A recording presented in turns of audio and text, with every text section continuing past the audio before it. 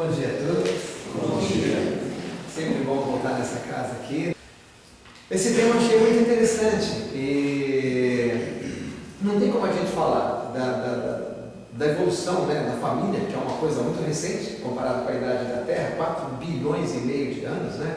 E nós somos oriundos também ou da Terra ou de algum planeta aí que se formou e que a gente começou lá como germe e tudo mais.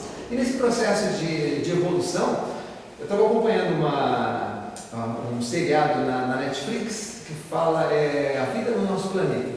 E eles mostram, né, cada etapa e vão mostrando uma cronologia disso. E aí eles mostraram que os dinossauros, eles viveram aqui na Terra 150 milhões de anos. Por isso nós temos tanto petróleo aí, né? Porque é tudo osso de dinossauro que foi derretendo. Mas 150 milhões de anos, animais brutos, animais selvagens, né? Para depois eles desaparecerem, virem animais de menor porte e também ainda animais, cada um por si, Deus por todos. Até hoje, na verdade, os animais muitos são assim, né? Eles se alimentam da própria prole, né? Eu estava assistindo nesse seriado também uma história sobre os leopardos, dos guepardos, que a mãe tem que proteger os filhotes, senão o pai se alimenta dos filhotinhos indefesos ainda, né? Então, a família, a formação da família, o espírito, para ele entender o processo de que é uma família, foram milhões e milhões e milhões de anos. A didática de Deus, né, para tentar nos ensinar. Nós fomos criados, nós somos simples e ignorantes, mas temos a possibilidade de evoluir. Nós somos seres que têm capacidade, mesmo na inteligência rudimentar, que seria o instinto, nós temos capacidade de evoluir. Nós observamos, há pouco tempo aí circulou um vídeo de uma cachorrinha, que ela escala o portão, ela passa por cima do portão para buscar um negócio que jogaram do lado de fora. E somente uma inteligência que consegue descobrir um caminho. Ratos que eles fazem testes em labirintos, né? E eles acabam descobrindo o caminho para localizar a comida. Os animais, os predadores, cada vez eles aperfeiçoam a sua forma de caçar e as presas aperfeiçoam a sua forma de se defender. Então, sempre a inteligência está se desenvolvendo, mas no começo, se desenvolvendo de uma forma rudimentar, simplesmente para autopreservação, né? E depois, à medida que nós desenvolvemos a razão, à medida que a gente começa a pensar e escolher, porque para o animal, a coisa é muito simples. O leão, ele não está preocupado com aquela seca que existe na África, que pode durar 8, 9, 10 meses.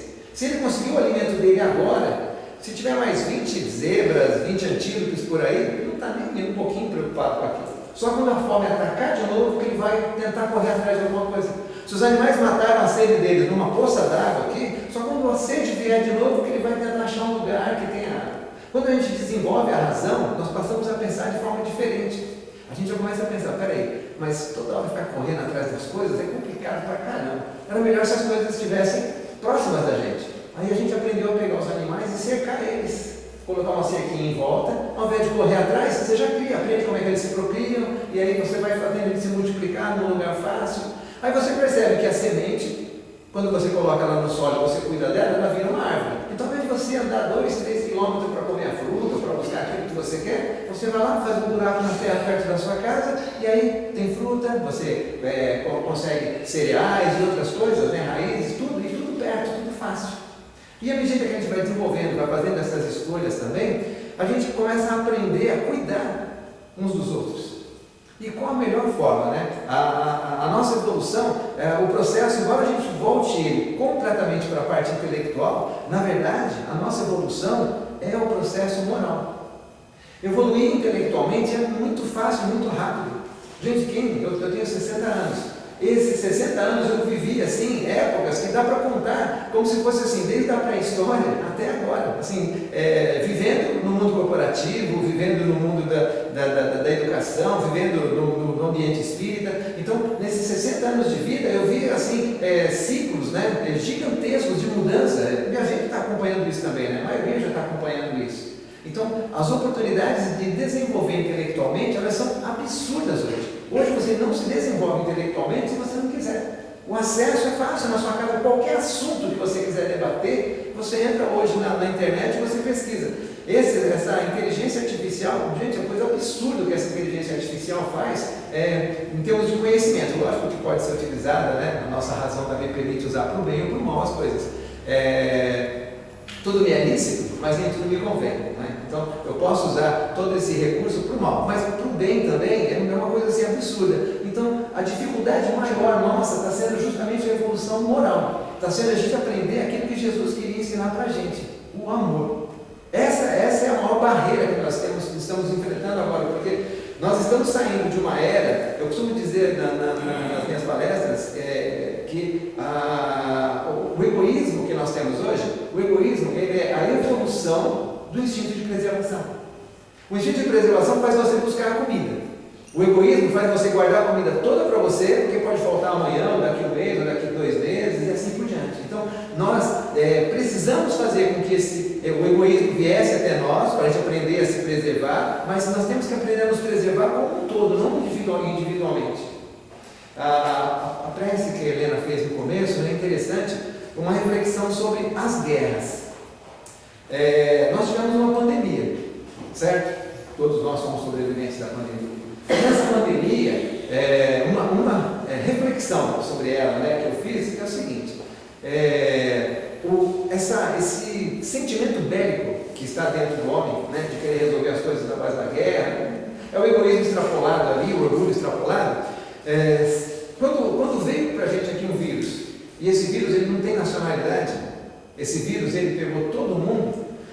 Esse vírus ele fez com que a gente despertasse justamente o nosso amor pelo próximo. A gente ajudar o vizinho que é idoso, que não podia ir no mercado, a gente tomar conta da nossa mãe, do nosso pai, porque são idosos e era mais perigoso para eles o vírus, e o outro país que está precisando de vacina, e um país doou vacina para o outro país, e médicos que foram para ajudar, enfermeiros que se dedicaram 24 horas por dia. Então, assim, despertou um sentimento de solidariedade gigantesco. Despertou o verdadeiro amor de cada um. E o amor, nós não podemos confundir o amor que nós temos assim pelo filho, pela mãe, pelo irmão, com o amor que nós temos pela humanidade. Jesus, ele tinha um amor por cada um de nós, mas não é um amor de filho, não é um amor de pai, é o amor daquele que deseja o bem do semelhante. Eu não conheço ele, mas eu tenho que desejar o bem dele de qualquer forma. E se ele fizer alguma coisa que me prejudique, eu não posso de forma alguma guardar rancor, guardar ódio e tentar me vingar dele. Isso é amor.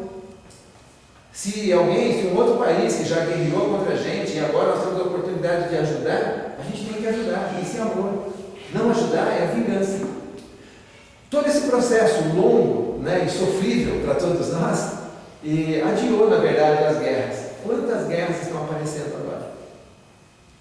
Será que a providência divina já não tinha observado que o nosso egoísmo e o nosso orgulho já estavam fervilhando, Porque eles têm uma visão muito maior do que a nossa, Os espíritos que tomam conta, que fazem parte da tal da cocriação, que estão sempre ao lado, sempre nos incluindo, sempre nos ajudando, esses espíritos com certeza viram tudo isso que estava acontecendo e começaram a trabalhar para alimentar esse amor. O professor Clóvis de Barros, ele faz uma palestra sobre o amor que é muito interessante. Clóvis de Barros Filhos, ele não é espírita, ele é um filósofo, e ele fala dos 3 tipos de amor. Ele fala do amor, na primeira instância, é baseado nos gregos. Ele fala sobre o amor de Eros, que é aquele amor de marido e mulher, de sensualidade e paixão, que foi o primeiro que despertou em todos nós, da união de casais. Depois ele passa por o amor de filia, que já seria um amor de compaixão, de companheirismo, de amizade, até de altruísmo em relação ao outro. E ele chega no último nível do amor, que é o amor de Jesus, que ele fala na palestra dele, que é o chamado de ágape, que esse é o amor daquele que não mais está preocupado com o seu próprio bem-estar, é aquele que está preocupado com o bem-estar do semelhante. É aquele amor onde você deixa de trocar de carro para poder pagar um curso para o seu filho, onde você trabalha dois empregos para poder pagar uma escola para a sua filha. O amor é daquele que você quer fazer alguma coisa por alguém. E é interessante que o Clóvis de Barros, ele transformou isso até num livro, A Vida que Vale a Pena Ser Vivida, que ele fala que mesmo que você faça um sacrifício gigantesco, você quer comprar um carro aí, quer comprar um Toyota de 200 mil, e trabalha, faz hora extra, e deixa de fazer passeios, de comprar uma outra coisa, consegue comprar isso. E de repente o seu filho ou a sua esposa passa por uma doença gravíssima e a doença custa 200 mil para você poder pagar. E você se desfaz daquilo. Não tem peso na consciência, não tem dor nenhuma. Você se desfaz daquilo de coração, simplesmente para ver o bem daquela pessoa. Esse é todo o trabalho que Deus faz, dando para cada um de nós a oportunidade de conviver uns com os outros. De você pegar aquele ser pequenininho, né, indefeso, e que Deus também é danado nas coisas. Né? Então o Espírito comunicou uma vez comigo, ele falou isso, ele falou assim, Deus é danado, Deus tira o bem do mal. Né? Então quando Deus ele permite que venha alguém, ele faz com que o narizinho dele pareça com o seu, ele faz com que a orelhinha dele pareça com a sua. Né? Então quando você olha aquilo ali, uma miniatura de você, nossa, você se enche de sonhos. Pergunta para qualquer traficante, pergunta para qualquer bandido se ele vai treinar o filho dele para ser bandido. Ele quer que o filho dele tenha uma oportunidade melhor. Ele isola o filho dele de todas as coisas ruins que podem estar acontecendo. Muitas vezes acaba seguindo o mesmo caminho, a convivência, e provavelmente, numa mesma família, você tem espíritos afins, espíritos que já estão há muito tempo, né, convivendo juntos e estão naquela luta ali, tentando se livrar das coisas. E aí vem as ovelhas negras e as ovelhas brancas, né? Numa família de bandidos nasce alguém que é totalmente diferente. Numa família de pessoas direitas nasce um menino ou menina que se envereda por um caminho errado. Quer dizer, é Deus dando a oportunidade de um convívio diferente de poder aprender. E aí, nesse processo de família, além do cuidado, né, que todos nós temos uns com os outros, existe também uma gigantesca oportunidade. O que é a oportunidade? Todos nós, no exercício de viver, no exercício da razão, nós acabamos fazendo escolhas erradas. Quando nós desejamos alguma coisa, quando nós ainda estamos naquele amor, na paixão, no desejo das coisas, de repente você se apaixona por uma garota. E aí tem alguém que se apaixona pela garota também. E lógico, todo mundo vai disputar nessa fase, nem naquela fase, na fase de hoje mesmo, né? Dificilmente alguém vai falar assim, não, fica você com a menina que eu não quero mais, desistir, né? Ao contrário, você vai tentar conquistar. Se você tem algum sentimento realmente forte ali, você vai tentar conquistar. Os dois não vão conseguir ganhar. E se os dois ganharem, significa bigamia, né? Ela ficou com os dois, ele não vai querer dividir, né? Com certeza, não tem esse amor ainda de dividir, né? Então, um vai perder. Aquele que perder, ele pode simplesmente falar, poxa, não deu, né? Ela tem o direito de escolher, e tudo bem. Mas aquele que perdeu também, ele pode chegar e falar, pô, mas ele é safado, ele pegou, começou a dar um monte de presente, ele aproveitou que ele tem dinheiro, e ele fez uma mentira sobre mim, e vai ficar com a mágoa. Vai guardar aquilo ali dentro do coração, e aí depois ele não vai namorar mais ninguém, e aí ele vai um dia se suicidar, e ele vai achar que o culpado é o cara, porque o cara, ele tomou uma pessoa que eu amava, aquela pessoa era para eu ser o mais feliz do mundo. E essa mágoa, como diz no Evangelho, né, morto animal, morto veneno, no caso do espírito não é assim, né? O corpo morreu, mas o espírito continua, e a inteligência, o sentimento é do espírito, né, do corpo. E aí ele fala, agora eu estou livre, eu posso entrar na casa daquele safado lá, e eu posso ir lá perturbar ele, eu vou acabar com o casamento dele, né, porque ele tirou quem eu amava. E aí ele vai lá perturbar, e começa a perturbar, o casal começa a brigar, o casal começa a ter desavenças, começa a ter ciúme, começa a ter problemas ali, que esse irmão que está ali dentro vai perturbando, vai atrapalhando. E gente, isso que eu estou falando de uma coisa muito simples, né? Simplesmente a perda de um amor. Imagina quem no passado perdeu a sua fortuna, imagina quem guerreou famílias e uma família dizimou a família do outro, imagina quanta coisa que esse espírito não está guardando dentro dele. Como se libertar disso? O esquecimento do passado, ele ajuda temporariamente, porque enquanto você está aqui, você adentrou num novo corpo, esse novo corpo não se lembra das coisas do passado, então são grandes oportunidades. Normalmente a pessoa que já está enveredada no caminho do crime, coisas erradas, ela acha que ela não tem mais alternativa. Aquele ditado, o pau que nasce torto morre torto, né? Para mim não adianta mais, eu já me perdi nessa vida. E você esquecendo isso tudo, você chega numa nova oportunidade, enquanto garoto, você sonha ser engenheiro, ser médico, ser professor, ser dono de uma empresa, virar piloto de avião, astronauta, tem todo um monte de sonhos, porque você não lembra das coisas erradas que você fez. Então ajuda você a se libertar dos maus hábitos, dos vícios adquiridos. Não lembrando também daquela paixão, daquela moça, não lembrando diretamente disso, né? Também ajuda você. Mas aquela mágoa, se ela não foi apagada, ela vai se manifestar de alguma forma. Qual a melhor oportunidade para que esses dois espíritos, então, já que família é um lugar onde você distribui amor e recebe amor também, onde você aprende o verdadeiro amor, que é o amor incondicional, é o amor sem esperar nenhum tipo de retribuição, do que aquele espírito vê dentro do seu lar. Ele vem como filho, pode vir como irmão, mas ele vem naquele lar, junto daquela pessoa, na outra vida, tomou a namorada dele. Esses espíritos, eles não se reconhecem fisicamente, porque as aparências são diferentes de uma oportunidade para outra, mas eles se reconhecem vibracionalmente. O nosso inimigo, aquela pessoa que a gente entra num lugar, nunca vi essa pessoa na minha vida, mas se ela falar bom dia, eu vou pular de soco nela, pendurar no pescoço dela. Isso existe, como também o inverso. Pessoas que você não conversou e você olha para a pessoa assim, você tem uma simpatia por aquela pessoa. Um vizinho da sua rua que você se dá melhor do que com o seu irmão. Um vizinho que sempre fala um monte de besteira para você, você brinca e continua com ele, é seu amigão, e seu irmão, se ele elogiar você, você já vai ficar desconfiado dele. Pais e filhos que muitas vezes brigam, saem até a nível de violência física, né? E por que tudo isso? Essas grandes oportunidades que Deus nos dá, porque assim, a única forma que a gente tem para aprender qualquer coisa é exercitando. O que nós aprendemos sem fazer? Nada. Até o egoísmo, para você aprender, você tem que exercitar ele. Até o orgulho, para você aprender, você tem que exercitar ele. Não existe nada que nós aprendemos que não seja através da repetição. Você faz uma vez, faz duas. Só que existem coisas que nós fazemos, os resultados são ruins, e como nós temos o livre-arbítrio, né? O resultado é ruim, você fala, opa, eu vou parar de fazer isso aqui porque não me faz bem. Existem coisas que nós fazemos, não nos fazem bem, só que a gente aperfeiçoa o mal para poder dar certo da próxima vez.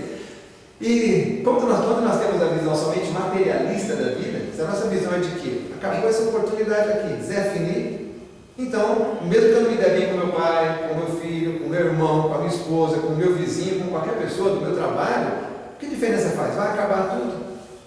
Quando nós temos a luz dessa doutrina iluminando a gente, aí você já começa a refletir. Você já começa a refletir dentro da sua casa. Caramba, meu filho mais velho, gente do céu, meu filho mais velho, um dia ele chegou assim, encostou o nariz no meu. Assim, ó, e peitando, ele já estava no meu tamanho, né? Ela é 3 centímetros mais baixo que eu, pode falar isso para ele. E ele peitou eu assim, né? E, gente, palavra, a vontade que eu tive foi de fechar a mão e dar um murro no meio da cara dele. Mas graças ao Evangelho, né? Eu parei, pensei e falei, não, se eu fizer isso daí, por mais que eu tenha a razão dos homens, ter razão não significa que as coisas estão certas. Se ter razão significasse que as coisas estão certas, Jesus não teria sido crucificado.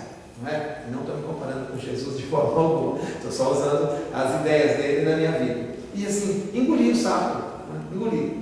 Fui lendo, fui aprendendo, fui lidando, fui entendendo, né? Refleti naquela época assim, eu trabalho com doutrina mediúnica também, e aí eu falava, poxa, se eu consigo conversar com o espírito dentro do centro espírita, que matou um monte de gente, que está fazendo barbaridade para destruir a casa, algum trabalhador da casa, como que eu não vou conseguir lidar com uma pessoa de 15, 16 anos de idade, que é meu filho, e que assim, com certeza é uma oportunidade assim, gigantesca para mim e para ele de aprendizado.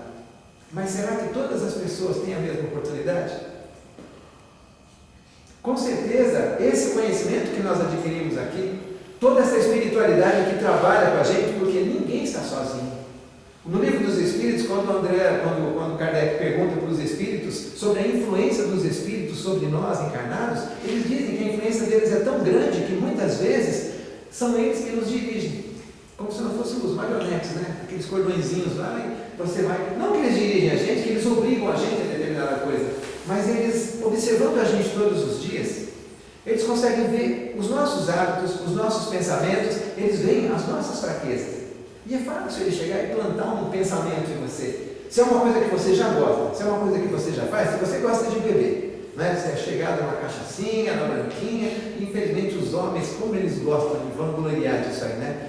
Eu participo de muitos grupos de futebol, e aí os grupos de futebol, o cara começa no sábado de manhã falando assim, ontem eu bebi 6, e agora vou completar com mais 8 na parte da manhã, que até de tarde vai a caixa toda. E eles acham bonito, e é uma alegria para eles isso aí. E aí a pessoa gosta da bebida, e vem alguém, se aproxima dele e fala para ele assim, pô, você vê, ó, sua esposa não está largando você de lado, você está sempre sozinho, vai lá no boteco, lá tem amigo, lá tem tem isso, tem aquilo. Se você usa droga, ele se aproxima de você. E às vezes nem é seu inimigo.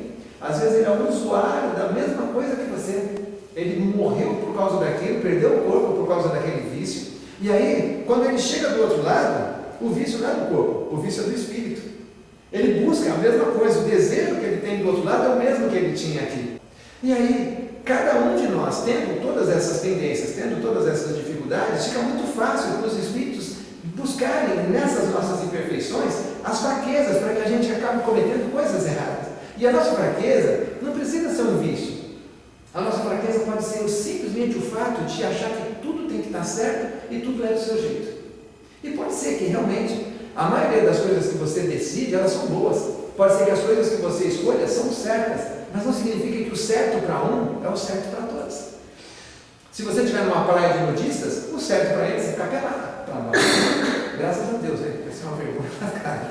Mas qualquer lugar que você estiver, o que é certo para uma pessoa, se a pessoa gosta de sair com uma determinada roupa, é direito dela de usar aquela roupa. E o fato da gente não gostar de usar aquela roupa não quer dizer que a pessoa está errada e nós estamos certos e nem o inverso. Tem uma frase que é atribuída a Voltaire que diz o seguinte: eu não concordo com a sua ideia, mas defendo com a minha vida o direito de você ter essa ideia. Esse é o princípio do amor verdadeiro, esse é o princípio do amor, esse é o princípio da regra de ouro. A regra de ouro, ela existe na maioria dos conhecimentos da humanidade e ela só foi realmente assim colocada em vigor, pegou força através de Jesus. Faça aos outros aquilo que você gostaria que te fizessem. Isso é sem exceção. É pai para filho, filho para pai, amigo para amigo, marido para esposa, vizinho para vizinho, funcionário para o patrão, patrão para o funcionário. Faça aos outros aquilo que você gostaria que te fizessem. Se nós seguirmos esse mandamento, com certeza vamos ter uma maior quantidade de aceitos. E a espiritualidade, como nós vivemos num lugar onde os espíritos estão sempre nos cercando, haverá aqueles que realmente querem nos perturbar. E por que Deus permite isso? Caramba, Deus não podia chegar e já separar esses caras, né? Mas assim, será que eu não bebo? Nada. Graças a Deus é um dos... Aliás, eu sou uma pessoa perfeita, eu não bebo nem fumo. Eu só brigo, xingo, mas beber e fumar de jeito nenhum. Intolerante, impaciente, briguento no trânsito, no futebol, né? Eu estou há 4 domingos sem brigar, eu faço conta, toda semana. Eu não paro de jogar bola, eu só vou parar de jogar bola, eu vou entrar, jogar e sair feliz, alegre, não estou agora assim, sem ter brigado porque o cara falou que foi falta e não era, a bola estava fora e não estava fora, então só vou conseguir desse jeito. Então, Deus permite isso para a gente, porque assim, quem criou? Quem foi que criou todos os vícios que nós temos? Foi Deus.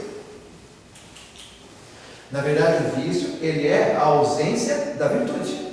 Nós damos um nome para as coisas, não tem aquela historinha, e a escuridão. Nós damos um nome para a ausência da luz, chama-se escuridão. Então, os vícios, fomos nós que criamos justamente quando a gente começou a fazer alguma coisa e essa coisa foi boa para nós. E essa coisa não deu consequência nenhuma naquele momento para nós. Então nós falamos, isso é legal. Se você tem um cara que joga bola com você lá e você chuta a canela dele, o cara não fala nada, legal, né? O dia que ele chuta a sua canela e dói, você fala, chutar a canela é ruim. Certo? Então eu vou parar de chutar a canela porque dói em mim também. Mas também eu posso pensar, não, eu vou dar 2 chutes agora para me vingar do cara. Então assim, sempre nós temos escolhas. Eu brinco sempre que assim, a invenção desses vícios, ela foi nossa. Imagina como é que é o nome dele? Não esqueci o nome dele? Cris. O Cris, eu e o Cris, né? O Cris é grandão, eu sou pequenininho. A gente estava lá na pré-história. E eu estava lá debaixo da árvore, estava comendo uma fruta, e o Cris estava morrendo de fome, estava andando lá também, né? Aí ele olhou a árvore para pegar as frutas, falou, meio pesado para eu subir ali, né? Aí ele olhou para mim, pequenininho, com a fruta na mão, vou pegar essa aqui que está mais perto. Deu uns tapas na minha orelha, catou a fruta, acabou. Inventou o egoísmo naquela hora. Muito mais fácil tomar daquele que é mais fraco do que subir e pegar, certo? E as coisas se invertem, porque Deus é justo e Deus é bom. Na outra vida eu sou o grandão e o Cris é pequenininho. E novamente nós estamos debaixo da árvore, porque a gente leva milênios para a gente conseguir se aperfeiçoar, não é? Então chegamos juntos outra vez ali. Dessa vez ele está ali comendo a fruta e eu sou o grandão. E eu olhei para a árvore também, olhei para o Cris, e alguma coisa me falou assim, eu podia tomar esse negócio desse Cris aí.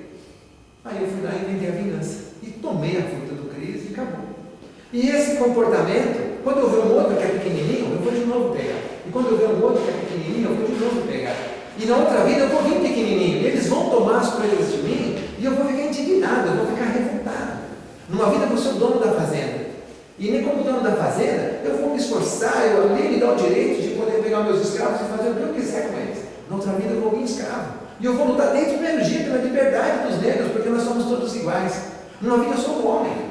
E eu sou o dono da casa, eu sou o marido, eu tenho direitos, então eu tenho que chegar, sentar, descansar porque eu trabalho, alguém tem que trazer meu chinelo, alguém tem que preparar meu banho, alguém tem que preparar minha comida. Na outra vida eu venho mulher, e aí eu vou brigar, porque as mulheres têm o mesmo direito que os homens, onde já se vê um abuso isso que estão fazendo. Vivendo, aprendendo, sentindo na própria pele, e não tem como aprender se a gente não sentir na própria pele. Os Espíritos estão ali, eles estão incluindo você, não briga com seu filho, não briga com a sua esposa, para e pensa, é uma oportunidade de aprendizado. Durante a noite eles pegam você, levam você lá para o plano espiritual, aqueles que fazem parte da nossa família espiritual, porque se Deus permite que aquele seu maior inimigo, aquela pessoa que você prejudicou, que você fez um monte de mal, que ela reencarne na sua família, se Ele permitiu isso, então significa que a nossa família espiritual, às vezes, ela é manipulada, vamos dizer assim, né? Ela é utilizada para bens, para coisas maiores, para que nós possamos todos evoluir de uma forma igual, aproveitar aquele que tem muito, para ele passar um pouco do muito que ele tem para aquele que tem menos. A quem muito foi dado, muito será pedido, não é? Então, nessas oportunidades diversas, alguns nós criamos afinidade com eles mesmos. Alguns têm laços conosco que faz com que isso vai se perpetuando ao longo de décadas, de decênios, de milênios, e vamos tentando um ajudar o outro, brigando muitas vezes, mas convivendo, ajudando. Quando estamos do outro lado, nos preocupamos com aqueles que estão aqui. Quando estamos aqui, sofremos a influência daqueles que estão do outro lado, tentando nos ajudar. Só que, como cada um de nós tem o livre-arbítrio, como cada um de nós tem o direito de escolher, a influência vem, aquela história do diabinho e do anjinho, né? A influência boa e a influência ruim vem sobre todos nós. A escolha final do que fazer é sempre nossa. Mas, nós inventamos uma coisa que se chama terceirização. Todo mundo sabe o que é terceirização, né? E nós aprendemos que a terceirização não vale só no comércio, não vale só na indústria, ela vale também na culpa. Na verdade, eu não bebo porque eu gosto de beber, porque tem uma coisa aqui do lado. Tem um obsessor que está me influenciando, me fazendo fazer essas coisas. Se alguém falar para você levantar e dar um tapa na orelha da outra pessoa, a pessoa realmente está te intuindo, está te falando, mas ela não está exercendo a ação. Quem faz a escolha de fazer a ação é você. Sempre. Nós vamos sempre ter influência de tudo ao nosso redor. Emoção é isso, né? Vem de mover. Você observa as coisas, essas coisas elas passam pelo filtro da sua razão, do seu conhecimento, e aí você escolhe o que você vai fazer. E gente, viver é escolher. Viver é você toda hora, você levantou, você já começa a fazer escolhas. Muitas das escolhas são boas para nós, muitas das escolhas são ruins para nós. E principalmente voltado para a nossa família, que é o ciclo maior que nós temos de responsabilidade, os espíritos que nós temos mais obrigação com eles e eles para conosco, é aqueles que estão conosco dentro da nossa família. Não é por acaso que você está ali. Nada na nossa vida é por acaso, principalmente a nossa família. Outras escolhas, se eu de repente resolvesse agora me mudar para os Estados Unidos, para a Itália, para a França, é uma escolha minha. Eu posso de repente formar um outro núcleo lá e eu tenho essa liberdade, certo? Mas essas pessoas que vieram comigo, por algum motivo, elas estão ali. E é interessante isso, né? Que hoje eu fico observando, o meu filho mais velho, ele foi arrumar uma namorada nesses aplicativos de encontros aí. Um cara assim, não parece comigo, bem apessoado, moleque, né? E tinha várias meninas, né, correndo atrás dele lá, e foi achar uma namorada pelo aplicativo. E assim, os dois têm uma afinidade tão grande assim, que você percebe que é uma coisa que já estava mesmo. E a minha esposa foi o contrário. Eu morava no interior. Quando eu me mudei para São Paulo, eu me mudei ali para Jardim Penha, perto da Vila Assis, perto daquela região, frequentava o Centro Espírita Francisco de Assis, né? A família da minha esposa morava ali, numa rua travessa da rua onde eu morei. Só que a família dela, por causa do avô dela, mudaram para o Itaim Paulista. Aí meu pai morava de aluguel, quis comprar uma casa, foi comprar uma casa onde? No Itaim Paulista, aqui do lado. Então eu falei, não tinha como eu escapar dela, ou sei lá, né, se ela escapar de mim, porque não tinha jeito, assim, uma perseguição tão grande desse jeito. E a família, nós percebemos hoje, a família é o maior núcleo de aprendizado de amor. Hoje, nós estamos vendo aí a união de casais, né, do mesmo sexo, e aí essas pessoas nem sempre conseguem realmente ter um filho, né, 2 homens, por exemplo, né? Uma única forma seria a adoção. Gente, quantas crianças que tem que estão precisando de alguém que eduque, que dê amor, que dê carinho, que ensine o que é certo e o que é errado, que mostre o que é honestidade, que mostre o que é honra, a honra verdadeira, não a honra de querer tirar satisfação sobre tudo, de duelar sobre as coisas, mas a honra de ser bom, de começo ao fim da sua oportunidade aqui na terra. Então, todos nós que escolhemos, né, essa doutrina aqui, nós temos aí um peso maior em relação à nossa família, em relação aos nossos vizinhos. Gente, hoje eu sou patrão, né? Eu tenho a minha empresa, já faz 30 anos que eu tenho empresa. E olha, ser patrão espírita não é fácil. Não é fácil em relação ao cliente, porque tem cliente que é pilantra, é safado, cara, ele fica te enrolando para pagar, inventando desculpa, que, pelo amor de Deus. E você não pode julgar o cara, você tem que procurar levar na boa e tal. Funcionário que conta cada história, que, nossa senhora, quantas caixas d'água que já pegou fogo, que não pôde vir trabalhar porque a caixa d'água pegou fogo. Mas você não pode julgar a pessoa também, você tem que olhar o lado contrário. E tenho certeza que do lado deles também, né? Se eles tiverem a oportunidade de ir na salinha ali para falar de mim, vão falar muita coisa também que não está 100% do jeito que eles gostariam que eles tivessem. Mas quando você usa como norte a ideia de não prejudicar, isso é muito bom. Porque assim, se você não fizer o certo, pelo menos você está fazendo menos mal. Não sei que existe essa expressão, né? Mas o fazer menos mal já é alguma coisa. E assim, como espíritas, a oportunidade também que você tem de fazer o certo é muito maior. Porque assim, as pessoas que não têm essa visão que nós temos, se o objetivo dele é só viver 60, 70, 80 anos e morreu, acabou, tanto faz. Para nós não. Você sabe que aquilo que você estiver fazendo de errado agora, você vai ter consequência disso, ou no momento da erraticidade, entre uma encarnação e outra, ou então quando você vier uma próxima oportunidade. Quando Jesus diz que nós teremos que pagar até o último ceitil, significa que nenhuma dívida vai ficar para trás. Então vou ler um texto pequenininho aqui. Isso é do Evangelho, tá? E é na parte que fala exatamente sobre a família, sobre pais e filhos, a piedade filial, a ingratidão dos filhos. Quando deixa a terra, o Espírito leva consigo as paixões ou as virtudes inerentes à sua natureza e se aperfeiçoa no espaço, ou permanece estacionário até que deseje receber a luz. Muitos, portanto, se vão cheios de ódios, violentos e de insaciados desejos de vingança. A alguns, dentre eles, porém, mais adiantados do que os outros, é dado entrevejam uma partícula da verdade. Apreciam, então, as funestas consequências de suas paixões e são induzidos a tomar resoluções boas. Compreendem que para chegarem a Deus, acima, só é a caridade, só é a senha. Ora, não há caridade sem esquecimento dos ultrajes e das injúrias. Não há caridade sem perdão, nem com o coração tomado de ódio. Então, mediante inaudito esforço, conseguem tais espíritos observar os a quem eles odiaram na terra. Ao vê-los, porém, a animosidade se lhes desperta no íntimo. Revoltam-se à ideia de perdoar e ainda mais a de abdicarem de si mesmos, sobretudo a de amarem os que lhes destruíram, quiçá, os haveres, a honra, a família. Entretanto, abalado fica o coração desses infelizes. Eles hesitam, vacilam, agitados por sentimentos contrários. Se predomina a boa resolução, oram a Deus, imploram aos bons espíritos que lhe deem forças no momento mais decisivo da prova. Por fim, após anos de meditações e preces, o espírito se aproveita de um corpo em preparo na família daquele a quem detestou e pede aos espíritos incumbidos de transmitir às ordens superiores permissão para ir preencher na terra os destinos daquele corpo que acaba de formar-se. Qual será o seu procedimento na família escolhida? Dependerá da sua maior ou menor persistência nas boas resoluções que tomou.